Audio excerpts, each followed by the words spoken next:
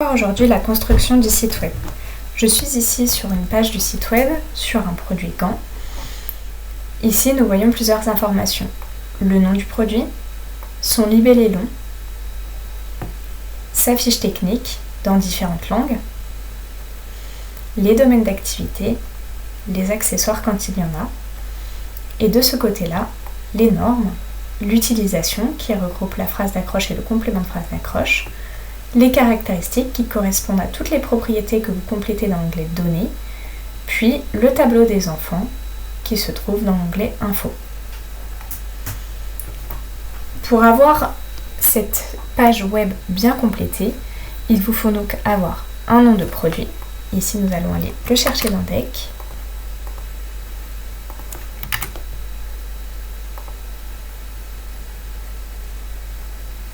Le nom qui s'affiche est bien dans l'onglet Données, et bien celui-ci, le Technical Name,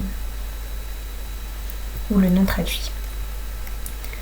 Ensuite, les propriétés des caractéristiques techniques vont venir s'afficher si elles sont complétées. Si on va dans la photo, c'est bien la photo de ce produit-là qui est mis avec l'étoile en main picture pour être affiché sur le site. Dans la description, nous pouvons voir la désignation produit qui correspond à ce qu'on a ici. Donc si je me mets en anglais par exemple, on voit bien que c'est ce texte-là qui est écrit ici. Et ensuite, dans la phrase d'accroche et le complément de phrase d'accroche, on voit bien que ces deux champs sont regroupés ici. Les normes ici, ce sont dans l'onglet Données. Au niveau des normes ici, je n'ai que cette propriété de rempli, donc je n'ai que celle-ci qui s'affiche. La propriété arborescente est bien remplie, ce qui fait qu'on retrouve bien ce produit dans la protection des mains. Ici, dans les mains, ce champ-là, puis on retrouve le produit. Si je regarde ici, cette propriété-là, elle correspond à celle-ci, qui est bien complétée dans le PIM. Puis les accessoires, ici, vont se retrouver dans Relations ici.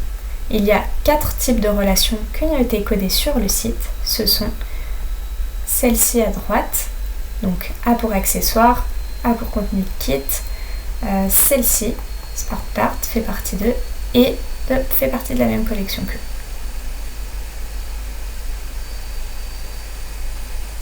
Ici, on retrouve bien les produits qui ont été mis comme accessoires sur le site.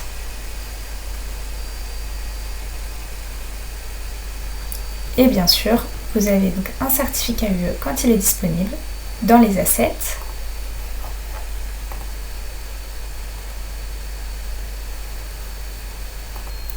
Ou s'il n'est pas disponible dans les assets, cela signifie qu'il a été codé en dur. Et donc on tombe sur cette page-là. On a bien la fiche technique qui, elle, on la retrouve bien dans les assets ici.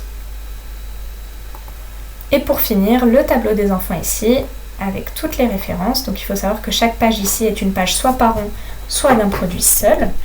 Et vous y retrouverez le tableau avec les enfants. Si je vais sur mon produit, dans Info, je retrouve bien le tableau ici des enfants.